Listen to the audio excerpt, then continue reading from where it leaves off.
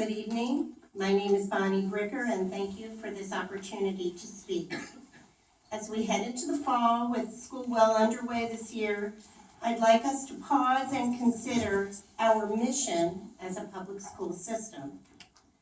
Our public schools are key to our children's development of basic democratic and ethical ideals.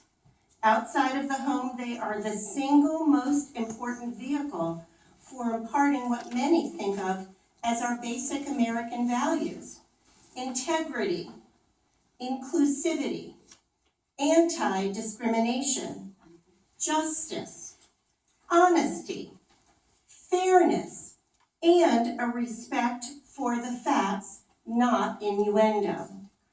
At a time when many Americans feel that these basic ethical values are being eroded, it is more important than ever that the schools hold the bar for our ethical behavior at the highest level possible. In order to provide our students with the education needed to absorb these values, it is essential that our school officials model these ideals and live them loudly in public. On September 22nd of this year, there was a gross failure to do that in this room.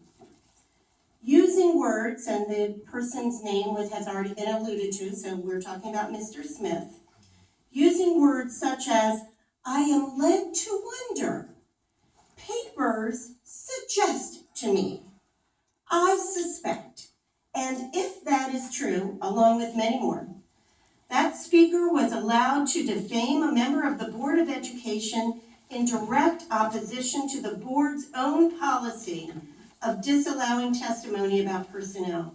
As a matter of fact, he was allowed to go beyond his 3-minute allotment.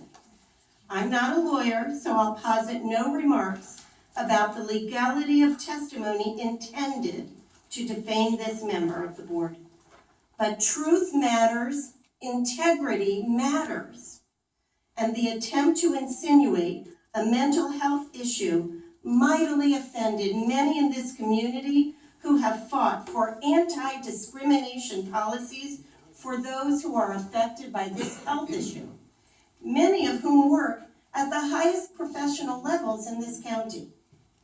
As we prepare to see new members of this board sworn in at the end of this year, I urge those of you who will remain on this board to begin to redeem the reputation of this board by standing up and speaking out in favor of the values we hope to see our own young Howard Countians using when they lead us in the next generation.